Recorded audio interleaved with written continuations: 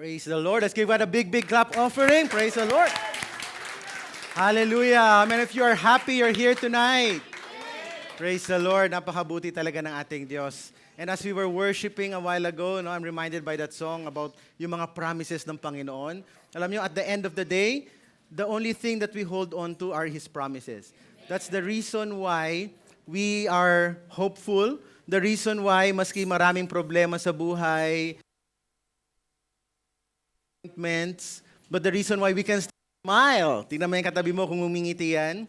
The reason why we have hope, the reason why we are still standing is because we believe that our Lord never fails. His words are always true. His promises will always be fulfilled. Amen? Because our God is a promise-keeping God. Let's give God a big, big clap offering. Napakabuti talaga ng ating Panginoon. And salamat. Salamat po sa kanyang mga salita na siyang nagpapaalala lagi sa atin ng kanyang mga pangako. Our God is a God who always keeps His words. Amen? And speaking of His goodness, you know, it's been a long week for me and I'm sure many of us din sa mga trabaho po natin. Maybe for some, it's been a rough week. No? Ilan ba dito medyo challenging ang week na ito? Medyo mainit. Alright? Talagang nainitan, challenging sa kanila ang Dubai weather ngayon. Pero ang Diyos ay napakabuti. Alam mo, it's been a fruitful week for me. Last week, I was actually in the Philippines. Praise the Lord, no? Praise God's opportunity. Dahil, for those who don't know, by the way, my name is GV. For those who are first-timers here, visitors and guests.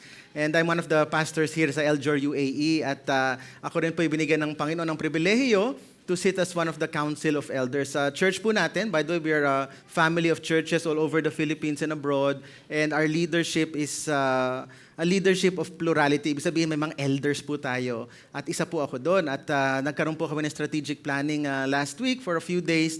Diyan po yan sa ating retreat house sa Antipolo, sa Redeemer's Place. And not only that, talagang dahil bihira ako sa Pilipinas, no, at nalaman siguro ng ibang mga kapatiran, kaya maraming masyadong gawain. No? At wala akong actually panahong bumili sana ng mga pasalubong para sa mga kaibigan natin. Pasensya na po. Pero we also had a worship service in Quirino. I visited one of the churches. Quezon City, I met some of the brethren there. We also had a Connect Group Leaders Retreat. And hopefully, magkaroon din tayo dito sa Dubai very, very soon. Alright? To be announced po yan. Abangan po natin sa next holiday. Ayan, but you know, when I was a little bit younger, no, as young as Pastor Melo, akala ko dati kasi pag mga ganun, lalo ng youth kami because I've been serving God since I was college pa lang, no, youth, ganun. Alam ni Sister Rema yan, nila Pastor Bam, na pagdating sa mga activities, kahit hanggang hating gabi, okay yan, di ba? Hanggang kinaumagahan. Pero lately, naramdaman ko po na parang, wow, nakakapagod pala. Alright? At kanina nga po, nag-church po kami ng alas 8 ng umaga, tapos all the way here, no? Medyo nakaka-drain din, no? But praise the Lord, because it's really His words that keeps us strong always. Amen? Thank God for His words na nagbibigay sa atin lagi din ng hope, because maybe for some of you who don't know what happened sa Abu Dhabi, no, although I won't be saying it in detail kasi naka-live po tayo. But, you know, there's been a challenge for us a few weeks ago, mga 2 weeks ago, doon po sa church natin, dahil pinasok po tayo ng mga otoridad, no? At I even met them sa opisina and everything. And at first, akala ko talaga madi-discourage sa mga kapatiran, pero lo and behold, iba talagang Panginoon, no? Yung mga kapatiran, nung tinanong ko, ano, tutuloy ba natin? O wala na to? Lahat sila, amen! Ituloy natin to. Alright? Ano mang oras? Kasi kailangan po namin mag-iba-iba ng schedule, gabi, hapon, gano'n, kanina, umaga. Pero ngayon umaga na po and we're in a different location. Of course, I won't be saying it here kasi baka may makaalam. Okay? Alright? Nakikinig dyan sa atin. At although we are now in a close group. So I hope you understand why we had to broadcast now in a closed group. Remember, nandito po tayo sa bansang ito na alam naman natin ang relihiyon dito, no? Kinausap ako at hindi naman sila nananakot or anything, but parang pinagbawal lang naman, okay? At but it's okay as long as we remain, you know, parang sensitive sa mga religious sensibilities po dito, if you know what I mean. No? That's why we are prohibiting po muna yung mga picture taking and the video taking during the service. Okay? Pain muna natin ang tension, ika nga. No? Yan ang nangyayari pag lumalago ang gawain. No? Of course, Abu Dhabi and Dubai, they have different rulings, they have different systems of governance. Medyo mas conservative doon. So, I hope and pray that you pray for us doon po sa Abu Dhabi. And if you want to visit us, naku, early morning naman doon. Okay, alam ko sanay kayo sa evening worship. Talagang doon naman ay sunrise worship. Alright? So, yeah, it's nice. And it's a great experience. Next week, ay si Pastor ba magpipreach doon. Kaya mo yan, bro. Okay? Walang tulugan. Ayan. Praise the Lord. But really, with all the things that's happening around us, ang talagang binabalikan lagi namin ang Biblia. Kung wala yung mga promises, mga pangako ng Lord sa Biblia, kung hindi ko nabasa yung mga naranasan ng mga apostol, nila Paul, kung hindi ko nabasa yung mga naranasan ng mga taong ito, sasabihin ko dapat, Lord, baka hindi mo to will, o baka there's something wrong. But you know what, as I read the Bible, mas matindi pa nga persecution nila eh. Noong mga panahon po nila, talagang pinapatay ang mga Kristiyano. You know, of course, many times na natin sinabi dito tungkol sa mga apostles, di ba? Sa lahat sa kanila, si John lang yung namatay ng out of old age. Pero even John was also boiled in boiling oil. Ilan ba dito na lublob na sa mantikang, ano yun? Kumukulong mantika. Ayun, machichicharon tayo dyan. No? Mahirap yan, di ba? But still, why did they remain? Alam mo, sabi nga di ba, kung gawa-gawa lang yung Biblia, kung ito'y gawa-gawa lang ng mga apostles at sinabi, tara, gawa tayong relihiyon, mag-invento tayo, sabihin natin, nabuhay na muli itong si Jesucristo, tapos itago natin. Kung it was just a lie, pagdating sa torturan, kung ako sila Pedro, ay, inaamin ko na, hindi totoo, nandyan talaga si Jesus, nakalibing dito. Diba? But why were they able to just go with the sacrifice and say, and even be able to smile and sing habang tinutorture, habang kinakain ng leon yung mga anak nila. Why? Because they know that Jesus is true. Nakita nila eh. Did you talk about 2 Peter last week? Yan, di ba? Sabi nga, they were eyewitnesses eh. Gusto niyo naman tungkol kay Jesus, tanungin niyo si Mang ganito, buhay pa. Because this was just 60 years after Jesus Christ rose from the dead. So there were people who actually saw Him rise from the dead. And these are witnesses saying Jesus is true. Kaya maski patayin nyo kami dito, hindi kami natatakot kasi alam namin, we will be resurrected again. Amen? Ganun din po ba ang faith natin, kapatid? Amen. Nag-amen. Praise the Lord sa'yo, kapatid. Yeah, buti pa si baby. Nag-amen. Alam niya. Amen. Na totoo ang mga salita ng Panginoon. That's why the Bible is very important sa ating buhay. And that's what we've been talking this past few weeks. Okay? This is a 2-month series. And when you say by the book, we often use that term to do, meaning to say, if you do something by the book, it means you're following set rules, guidelines, and you carry something out using the typical accepted methods, katulad ng recipe book, di ba, or something, na pag sinabing by the book, sundin mo lang yan.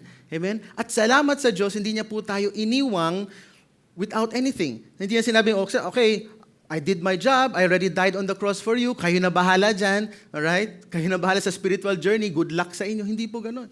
The Lord gave us His words as a light unto our feet, a lamp unto our path, diba? As a guide po sa atin. Nang sa ganun, malaman natin how to live while we are here on earth.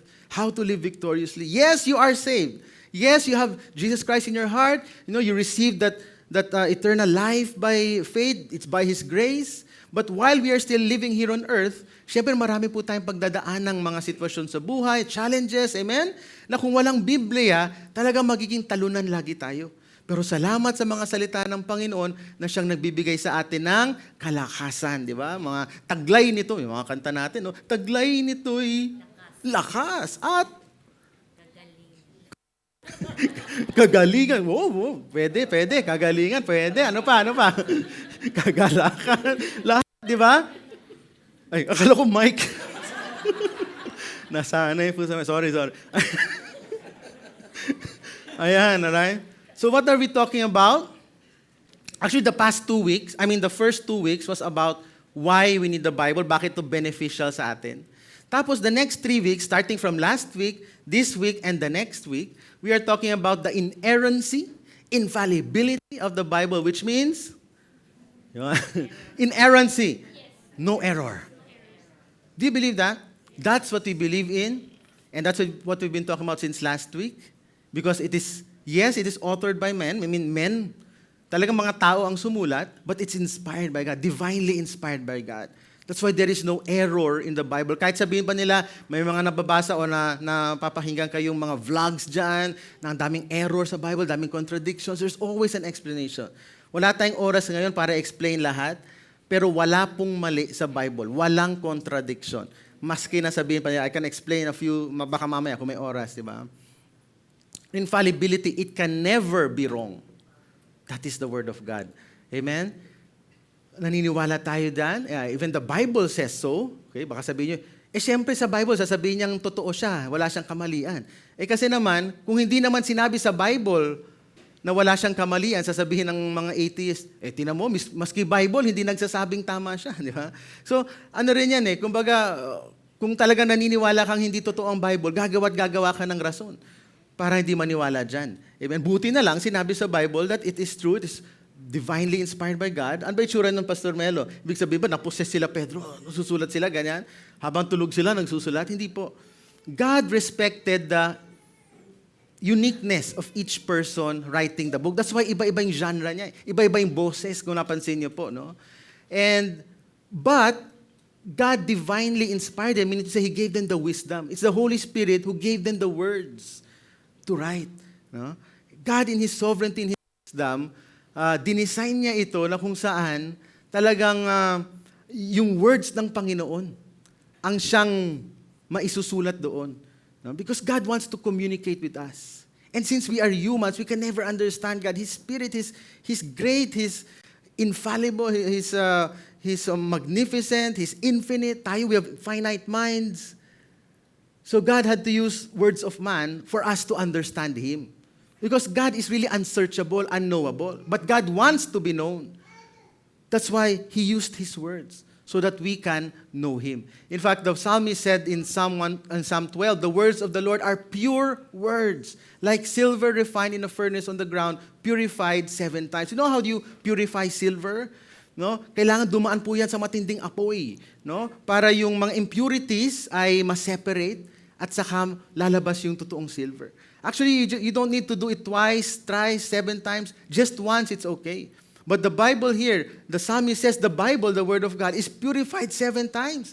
So maaasahan po talaga natin that the Bible is pure, it is true. Last week we learned about the source of the Word, that it is truly from God, galing sa Diyos. Okay? Now we are learning for tonight, our talk is about the purity of the Word, na ito po ay puro, ito talaga ay maaasahan, it's trustworthy, it's something that we can hold on to.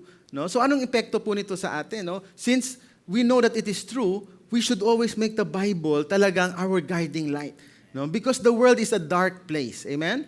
At sa isang madilim na lugar, ang hirap. Kasi lagi kang mababangga, matatalisod. Yes, you'll hurt yourself if you don't know where you're going. But because of the Word of God, maiiwasan natin yung mga heartaches na yan. Amen ba? Ilan ba dito na heartbroken na?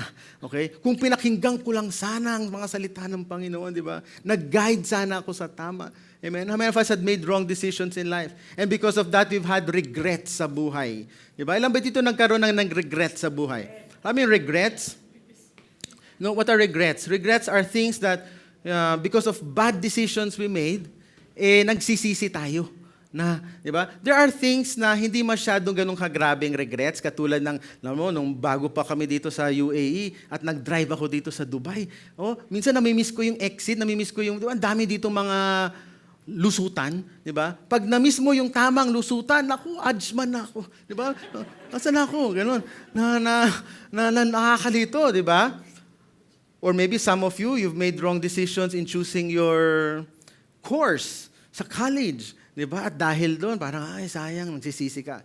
Yan yung mga bagay na tinatawag na inconsequential. Ibig sabihin, hindi masyadong mabigat. Pero may mga desisyon sa buhay na dahil sa kamalian mo, ay ang bigat din ng kunwari, sa sobrang katorpehan mo, yung love of your life is the one that got away. Ika nga, di ba?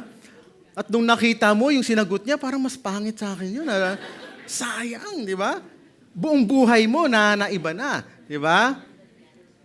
May mga bagay na, or maybe in your business, because you've made wrong decisions, nagkalugi-lugi na, naapektuhan pati pamilya mo, anak mo, di ba? And these regrets may be caused by your ignorance. Ibig sabihin ng ignorance, hindi mo alam na yun pala yung magiging consequence nun. Okay? Wala kang kamuwang-muwang doon, or maybe you've been deceived. Naloko ka. Akala mo kasi, okay to, talagang kikita tayo dito. Pero dahil ikaw na-excite ka agad, invest ka kaagad, di ba? Ginawa mo na lahat ng alahas mo, gano'n. Akala mo, because of your greed, you know what, if something is too good to be true, maybe it's not true at all, di ba? So mag-isip-isip ka. Or maybe lack of foresight, no? Hindi mo masyadong plinano or tinignan kung ano magiging consequence nito. Or stubbornness, talagang sadyang matigas ang iyong ulo, right? So again, all these decisions, mga kapatid, ang good news is this. Dahil ikaw ay born-again Christian at meron tayong salita ng Panginoon, we can prevent making bad decisions. As long as you study the Word of God, live it out in your life, obey it. Amen? At talagang paniwalaan mo na ang salita ng Diyos ay laging totoo. Okay? Huwag ka nang masyadong, because there are many even Christians na maski alam nila yung salita ng Panginoon. Sinabi dito, forgive. Diba? Pero Lord, hindi mo kasi alam ang ginawa. Diba? Nagbibigay pa tayo ng justification. Tingin ko, Lord, mali ka dyan eh. Mali ka. Hindi pwedeng ganito, ganito, ganyan. Diba? Lord, 2023 na. Baka naman okay na, Panginoon. Yan, mga ganyan, no? Sabi sa Bible, do not commit adultery or do not commit fornication, ganyan-ganyan. Lord, lahat naman sila ginagawa na. We are giving our own reasons, not trusting fully the Word of God, no, as if we know better than the Lord. Pero what we'd like to look right now is from Psalm chapter 19 and see the purity of the Word of God. Amen? Let's all stand, mga kapatid, and let's give reverence to the Word of the Lord. Mula po sa Psalm chapter 19, verses 7 to 11. 5 verses. The law of the Lord is perfect, reviving the soul. The testimony of the Lord is sure, making wise the simple. The precepts of the Lord are right, rejoicing the heart. The commandment of the Lord is pure, enlightening the eyes. The fear of the Lord is clean, enduring forever. The rules of the Lord are true and righteous altogether. More to be desired are they than gold, even much fine gold, sweeter also than honey and drippings of the honeycomb. Moreover, by them is your servant warned. In keeping them, there is great reward. Thank you, Lord God, because you've given us your word. And as the words say, Lord God, as we keep your words in our hearts, there is great reward. Lord, we look forward to a life of rejoicing, a life of abundance, a life of hope, a life of rewards, because that's your will for us, oh God. Yes, there might not be comfort always here on earth because of sin, because of bad decisions. But thank you because you've given us your word as a light unto our path, as a lamp unto our feet, Lord God. Lord, may we take advantage of this, Lord God. May we desire your word much more than honey. May we thirst for it. May we hunger for your word each and every day, O Lord, because these are your words. Not just because we think of this as a religious duty, pero meron po kasi kaming relasyon sa inyo. At gusto po naming makarinig po sa inyo araw at gabi. Lord, give us that great hunger for your words, O Lord. Because it's only through your words that we will be able to live a victorious life here on earth. Lord, in the preaching of your word tonight, use me as your mouthpiece, Lord God, so that each and every one, Lord God, will truly hear from you. But dear Holy Spirit, be the one to personally speak to each one, Lord God. If there's something that needs to be changed sa aming mga buhay, baguhin niyo po ito, Panginoon. At sa paglabas po namin sa lugar na ito, ay talagang magkakaroon po kami ng tunay na pagnanasa sa inyong mga salita, Panginoon. That we will not be able to live without it, O God. Help us to be a church that's dependent on your word, a church that is obedient to your word, O God, that's guided by your word alone. Thank you, dear Holy Spirit. We welcome your presence in this place. Speak to us tonight. In Jesus' mighty name we pray. Amen. Praise God. Give God a big clap offering. And tell your neighbor, God will speak to you tonight.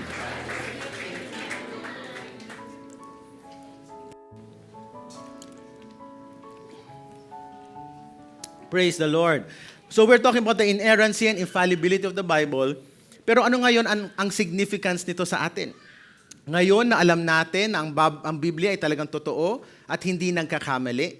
Because there are many attacks on the Bible. I'm sure you know that. Just go to YouTube, go to mga articles na ganyan. The Bible has been attacked so many times for so many years. Ang dami daw contradictions, ang daming ano.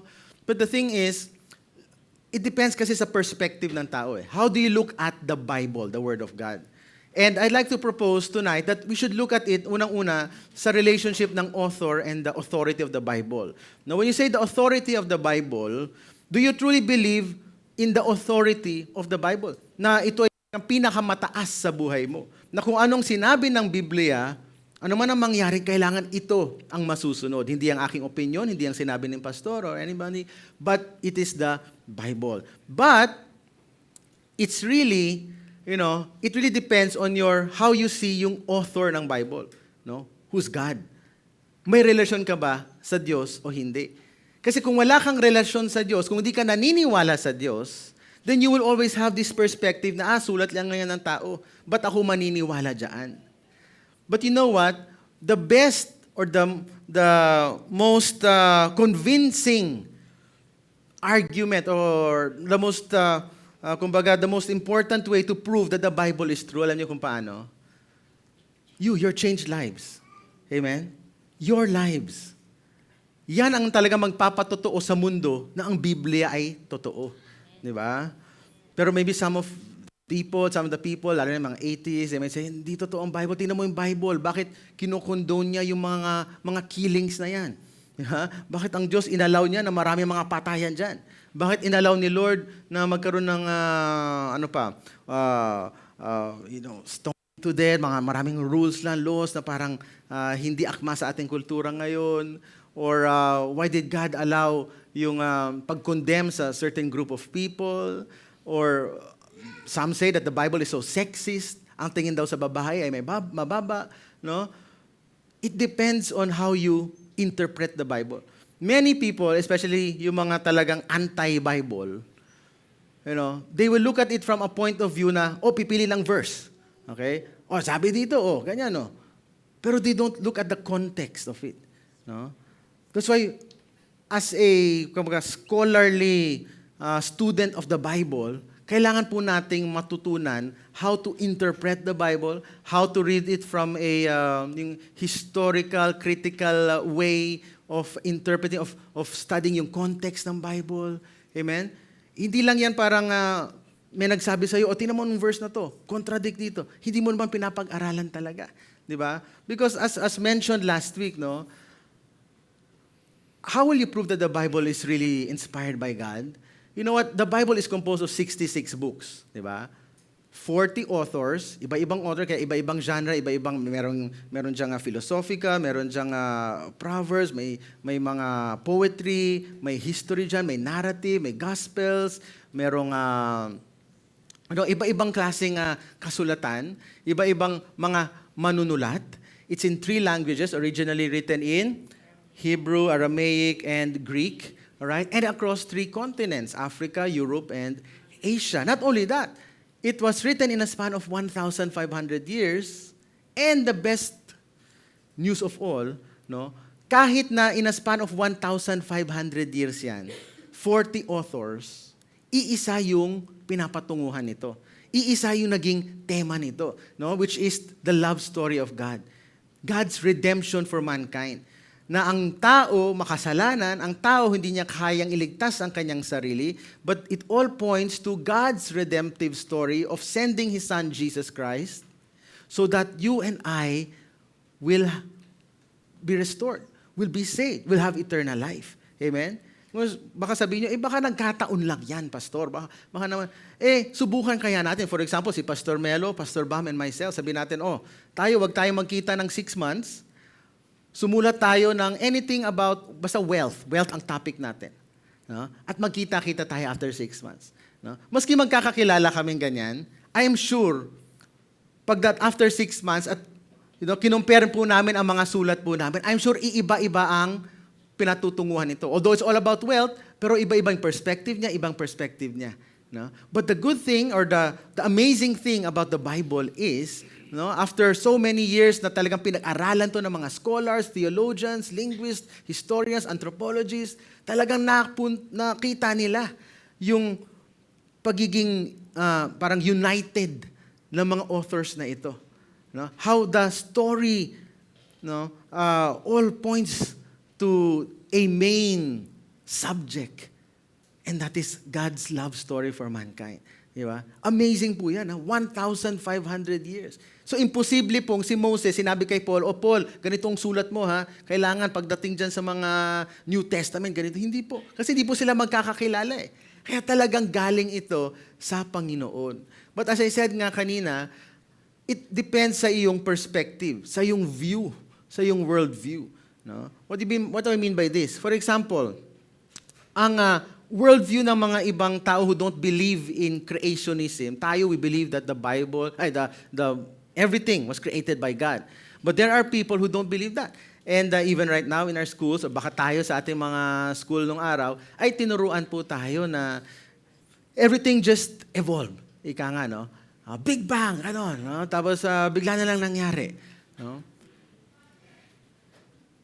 Actually, you know what? It takes more faith to believe na nanggaling tayo sa wala. Kasi sinasabi nila, maski mga scientists na naniniwala sa hindi sa creationism, na ang pinakapunot dulo nito ay chaos na bigla na lang nagkaroon ng order, tapos tamang-tama, saktong-sakto sa Big Bang na yun, saktong-sakto na nagkaroon ng mga planets, sakto yung ng distance ng Earth, everything, pati mga atoms natin, naging sakto. If you really study, yung pinakamaliit na particle natin, the atoms, the electrons and everything, and even the biggest planets and all these things, ma-amaze ka talaga eh. Masasabi mo talaga that there is a God, na hindi pwedeng out of nowhere, out of chaos, nangyari ito bigla. Kaya nga sabi nga natin, it takes faith to believe that nanggaling tayo sa wala eh. It takes more faith to believe that. And that's what scientists are saying. Kasi kung tatanungin mo sila, saan galing to? Saan galing to? Saan galing to? Ang pinakapunot dulo, hindi rin nila alam kung saan ang galing. Tayo, alam natin that it's all from God. Amen? At hindi tayo galing sa unggoy. Amen? Pakitingin nga yung katabi mo. No? Sabi mo sa kanya, unga. Unga, hindi tayo galing sa unggoy. Di ba? Why am I sharing this, mga kapatid? Because your perspective, your worldview will dictate your values. Diba? Kung naniniwala ka na wala naman tayong pinanggalingan, wala namang Diyos, mamamatay naman tayo, tas wala lang, why should I care for someone? Why should I care for my brothers and sisters? Diba? What will be my values in life? Wala. It's all for myself. Okay? Abang ako'y nabubuhay, basta I'll live for myself kasi mamamatay din naman ako eh. Diba? Why should I pay my taxes? Why should I... Diba? And your values will dictate your behavior. Diba? Kaya may mga tao na gano'n na lang, kahit abortion, okay lang. Kasi total, yun yung values niya eh. Wala naman after eh. Diba? At that will become the culture of society. That's why society is decaying. Diba? Because it all starts with your perspective. But if you believe really, sabi nga sa verse 7, that the law of the Lord is perfect, the testimony of the Lord is sure, you know that the Bible is true, you know that it is really, walang errors doon, then you will fully obey it. You will make it a guiding force, a guiding light sa buhay mo. At talagang susundin mo ito. No? It is sure, it is perfect. Pag sinabing perfect, ano sabi ni Ed Sheeran, di ba? Pag perfect, talagang wala na, kumpleto na eh. Wala ka nang kailangan idagdag pa. Amen? How do we see the Bible? Is it additional lang dun sa ating ideology, sa ating mga kaalaman? Or do we see it as, wow, the authority? Sabi nga po ng isang Greek philosopher in the 1700s, si Immanuel Kant, the existence of the Bible is the greatest blessing which humanity ever experienced. No? That even the simple will become wise. No? Ganun, no? Ilang mga simple dito katulad ko. Pag mga simple, pag Bible talaga, it will make you wise. Praise God for that. In verse 8, the precepts of the Lord are right. If it is right, it is not very good. Gagaling niya. Pwede na kayong pastor. Okay? Ganun lang yung kadali. No. Everybody look Okay. So, rejoicing the heart. Mapapasayaw tayo. Rejoicing the heart. Wow, it brings rejoicing. Not only is it right, it brings rejoicing. May mga katuruan kasi sa mundo that it brings hatred towards people. Ito, it brings rejoicing. How many of you, after reading the Bible, kahit medyo gloomy ang sitwasyon, it brought joy to you? Amen? The commandment of the Lord is pure, enlightening the eyes. When enlightening, yung naliwanagan ka, di ba? Kaya masyado kang di ko naman nung gagawin ko. Pastor, subukan mong magbasa ng Bible. Maliliwanagan ka. Amen? Amen. Praise the Lord. Pero, when you read the Bible kasi, ang tanong, should we interpret the Bible as literal? Are there things in the Bible na talagang pag binasa, literal? Well, in general, yes. Pero may mga so you need to study talaga the Bible because there are parts there na hindi pwedeng as in literal na because the Bible may mga tinatawag na yung ang tawag doon? No, style ng may tawag doon sa speech, no? May mga figures of speech, mga ganon, mga ganon, no? Yes. Di ba? So, when you read the Bible, you need to read it from that lens, no? For example, yung women, no? Yung women must wives submit to your husbands, no? Wives submit to your husband. Tama, 'di ba? Wives submit to your husband. Tama, 'di ba? May mali ba? Ha? Husbands, love your wife. But many people who discredit the Bible, hanggang doon lang sila, tinan mo, wives submit now to your husbands. Napaka-sexist nito. Di ba? Bakit ang baba natin? But they don't read the whole context. The context is, husbands, love your wives. Remember, during their time, ang baba ng tingin sa babae. Just like commodities. No? But what Jesus is doing, He is actually elevating the value of women. Kaya nga sinabing, husbands, love your wives. Pero tayo, dahil tamang ating perspective, alam natin na when you say just as Jesus Christ died for the church, ibig sabihin, yung husband, yung klase ng love niya is sacrificial. A husband that will really uplift the wife. Ganun yun eh. At sa perspektibo ni Paul, it's about wives, by the way, he didn't say women submit to men. No? Wives submit to your husband. That's order in the household. No? And as wives submit to their husbands, the husbands love their wives as Christ loved the church. Ibig sabihin, nagsusuportahan sila. Nakuha pa ba natin? That's how you study the Bible. Not just yung isang sentence na basa mo, tapos i-conclude mo na, sexist ang Bible. Nakuha pa ba natin? That's what I'm saying. Na hindi siya yung parang literal na kung ano nabasa mo doon. Remember, you need to understand what is the original intent of the author. Yan ang ibig sabihin nitong literal na to eh. Ano yung literal na ibig sabihin ng author? Ano yung konteksto? Yun yung gusto nating makita. Ang Bible, hindi siya katulad ng mga napapanood natin, basa, ganun to. Tapos word for word na parang, hindi ganon. You need to read the intent ng author. That's why when you read a passage, you don't just read one verse, you read the whole chapter, you read the whole book. Amen? And if you have to invest, magba-birthday dito, imbis na bagong iPhone ang bilhin nyo, bumili po kayo ng tulad ng Bible ko, study Bible. Amen? Unang-una sa lahat, pag mahal ang Bible, talagang manghihinayang kang hindi magbasa eh. Talagang mapapabasa ka araw-araw eh. Di ba? Sayang to, di ba? Pangalawa, di ba? Invest in a study Bible na talagang may commentaries to help you understand. Amen? And when you read the Bible, discern if it's descriptive or prescriptive. Ano ibig sabihin yan? May mga stories sa Bible, may mga tinuturo ang Bible which are descriptive. Tulad ng si Solomon had 700 wives, 300 concubines. Boom! Okay yan. I want to be like Solomon. Di ba? Descriptive yan eh. Okay? Pero hindi siya prescriptive. Ibig sabihin ng prescriptive, hindi naman yun yung itinuturo ni God. In fact, if you read the story of Solomon, it led to his downfall. Amen? So kung susundin mo yun, ibig sabihin, it will also lead to your downfall. Diba? Is this story telling me something about what I should do? Or is this warning me not to follow yung example nito. Amen? Or slavery, some people, ito yung mga talagang mga atheists, ito yung pinaka tinitira eh. Tingnan mo ang Bible, it is promoting slavery. But actually, you have to understand, slavery in the Old Testament is different from our slavery now. Ang slavery natin ngayon, talagang human trafficking, abuso, ganun. But in the Old Testament context, you have to understand, yung slavery kasi nung unang panahon, no Old Testament, ito yung mga taong hindi kayang magbayad ng kanilang utang, and because they cannot afford to pay, they will just offer their services as a slave. And as time went by, naaabuso yung mga slaves. And Moses saw it, and he understood that this is not right sa mata ng Diyos. Yung pagtrato nyo ng slave. That's why he made laws concerning paano tayo makipag-relate sa slaves. You get the point? It's not about gusto ng Diyos magkaroon ng slave. Hindi ganon. It's man who invented this.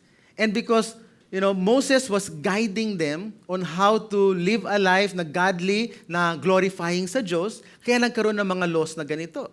In fact, even Abraham Lincoln understood that. No, in Abraham Lincoln in 1862 said, I order and declare that slaves are henceforth free. Ibig sabihin niya, alam niya na mali ang slavery. Kaya po, pinagbawal na ang slavery sa Amerika. Nakuha po ba natin? Now, if Abraham Lincoln knew that slavery is not good, but Abraham Lincoln also believed in the Bible, kasi sabi po ni Abraham Lincoln, I believe the Bible is the best gift God has ever given to man. All the good of the Savior of the world is communicated to us through the book. But for it, we could not know right from wrong.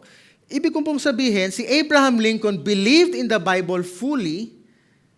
Paano natin masasabi na ang Bible is promoting slavery? Abraham Lincoln read the Bible and he understood that slavery is not from God. That's why inabolish ang slavery. You get the point? So it's about really understanding kung ano ang talagang pinapahiwatig o anong gustong iparating o ituro ng ating Panginoon through His words. Verse 6 says, the fear of the Lord is clean, enduring forever. The rules of the Lord are true and righteous altogether. Amen? It is true. Talagang it is righteous. If you read the Psalm, itong few verses na to, talagang paulit-ulit na sinasabi, no? It's sure, it's true, it's righteous, it's perfect. Di ba? Talagang wala na tayong hahanapin pa. In fact, it's more to be desired than gold, even much fine gold, sweeter than honey and drippings of the honeycomb. And that's our prayer. Na talagang, as we journey sa ating Christian life, mga kapatid, makita po natin ang Biblia na talagang very desirable. Na as we grow in the Lord, lahat po tayo talagang mawala na yung mga anong bagay sa mundong ito, wag lang ang salita ng Panginoon. That we will desire it so much in our lives that we cannot live without it. Amen? That we will desire it more than honey, more than gold. Amen? Diba? Ang honey, it's sweet to the tongue, diba? To the taste, and it's really something that satisfies. I pray that just like this psalmist, makita po natin ang Word of God as satisfaction sa ating buhay. It completes us, ika nga. Not anything else but the word of the Lord. Amen? So talagang beneficial po ang word ng Panginoon. It revives the soul. It makes wise the simple. It rejoices the heart. It enlightens the eyes. Amen? And as we land this message, I'd like to go back to 2 Timothy 3:16, 17. Now na alam po natin na ang Biblia ay pure, it is true, it is infallible, it is foundational sa ating buhay, tignan po natin ito as an instruction guide din. No? That because the Bible is breathed out by God, ibig sabihin, talagang inspired by God, galing sa Diyos, hindi lang yon. Scripture is profitable for teaching. Unang-una, profitable, meaning to say, you can benefit from it. Amen? Talagang hindi ka lugi. Okay? Sasabihin mo, ba't kasi ito binili ko? Bible, sana phone na lang. Hindi ka lugi. It is profitable for teaching. May itinuturo po lagi ang Biblia sa atin. It's also profitable for reproof. Ibig sabihin ng reproof, rebuke. No? Rebuke is something we don't like. Masakit po yan. But, do you love your children? Diba? If you love your children, the Bible says you will discipline them because you don't want them to be led astray. Ganun po ang Biblia. When the Bible, pag nasasaktan tayo, natatamaan tayo, okay, hindi po pinipersonal ni pastor yan. Amen? Baka sabihin, ako na naman pinapatamaan ni pastor. Hindi po. It's the Bible rebuking you because God loves you. Amen? God wants to guide you to the right path for correction and for training in righteousness. It corrects us. Correction means it brings you back to what is right. Because sa buhay po natin, just like the waves in the sea, tayo po yung nasa bangka, di ba? Dahil sa mga waves sa buhay, minsan mga problema sa buhay, wrong teaching, tampo-tampo, na minsan we are led astray. But the Bible corrects our direction. Amen? And for training in righteousness, meaning to say it helps us grow in the Lord. Because without the Bible, we will never grow. Amen? At ang sagwa naman, pagdating natin sa langit, mga spiritual bansot tayo. Okay, hindi never nag-grow. Okay, kaya 10 years na sa church, tampuhin pa rin. Alright, mga ganun. Hindi nag-grow eh. But if you really soak yourself in the Word of God, you will grow. And ano magiging resulta? Verse 17, that the man of God or woman of God, tayo po yan, may be complete. Sabi natin complete. Equipped for every good work. Amen? That's why we look at the Bible as, di ba sabi nga nila, BIBLE, basic instructions before leaving earth. No? It's something God has given us to guide us so that when you read the Bible at nakita mo may sip, ano po yung sip? May kasalanan. May kasalanan bang itinutukoy ang Lord dito through this story? Are there instructions? Is it teaching me something? Or maybe you read promises in the Bible. Ano dapat yung ating, ano ang dapat nating, action, okay? Or sagot dito, rock. Anong rock? If there's a sin, you should repent. Amen? If there's an instruction, obey it. And if there's a promise, we need to claim and know His promises. Amen? And lastly, as for you, tayo po yan, continue in what you have learned. This is Paul talking to Timothy. No? Si Paul, disciple niya po si Timothy. Si Timothy is a young man na alam mo kasi sa kanila kasi 5 years old pa lang, pupunta na yan sa synagogue para makinig ng scripture. At hindi lang yon, Timothy is blessed to have a mother and grandmother na tinuturo ang scripture. At sabi niya, knowing from whom you learned it and how from childhood you have been acquainted with the sacred writings, alam na alam mo yan, Timothy, sabi ni Paul. Always, be faithful to the word of God, which is able to make you wise for salvation through faith in Christ Jesus. The Bible, when we study the Bible, when we study the Word of God, it will always point us to Jesus Christ. If you notice po dito sa ating simbahan, napansin niyo ba sa ating mga preachings, lagi nating inuulit-ulit ang gospel. No? Baka sasabihin niyo, si pastor, yan na naman ang sinasabi. Wala na bang ibang masabi, kundi si Jesus Christ namatay para sa kasalanan natin, para tayo magkaroon ng kaligtasan. Yes, we will always say that because that's the very heart, the very foundation of our faith. Amen? And when you read the Bible through that lens, through that perspective, you will understand the mercy of God. When you read stories in the Old Testament, kahit tungkol pa yan kay David and Goliath o kung sino man, when you put your lens of Jesus Christ, you'll understand, this is about Jesus Christ saving me. This is about God's love for me. This is about God's mercy. Amen? At kung lagi yan nating ipapasok sa puso't isipan natin, anuman ang mangyari sa buhay, you will be assured that life will be good because you have a God who loves you so much. You have a God who was able to send His own Son. How did He show His love to you? Nagbigay ba ng gold? Nagbigay ba ng pera? Hindi. Mismong anak niya. He offered His life to be a ransom for us. Amen? And may that remind us always of His goodness. So that when time comes that the devil tempts us, when time comes that the world is trying to pull us away, we will be reminded, Lord, you love me so much. Why should I leave you? I like to end with the story of something I watched in Netflix. Apollo 13. Yan. They were actually supposed to go to the moon, pero dahil nag-fail yung navigation system nila and yung air purifier nasira din and everything, they had to go back to Earth. Ang problema, because nasira po yung navigational system, hindi nila alam paano makakarating sa Earth. Because one small miscalculation, sa Jupiter ka mapupunta. Okay? Ang hirap po noon. Until one of them suggested, what if dito sa window na ito, ilagay natin sa sentro yung Earth? And let's just focus on that. Let us put the Earth in the center of our window. And you know what? They were able to reach Earth. Why am I sharing this? Because the Bible really points us to Jesus Christ. And the question is, who is at the center of your window? Is it the Lord? Because if it is the Lord, ano man ang mangyari, you are assured that you have an unshakable God, an unshakable King, who will make sure that you are guided on the right path. Amen? But if we don't put Jesus in the center of our life, meaning to say we don't focus on Him, kung kani-kanino tayo maniniwala, kung kanino tayo sumusunod, kasi uso ito, kasi ito ginagawa ng iba, kasi ito yung sa palagay kong tama, then you will be distracted, di mo alam, papunta ka na pala sa delubyo o sa distraction. But if you put Jesus, it means to say you focus on Him alone, fix your eyes on Jesus, the author and perfecter of our faith, then you will be assured, ano man ang mangyaring shakenings, ano man ang mangyaring problema sa buhay, you are moving steadfast.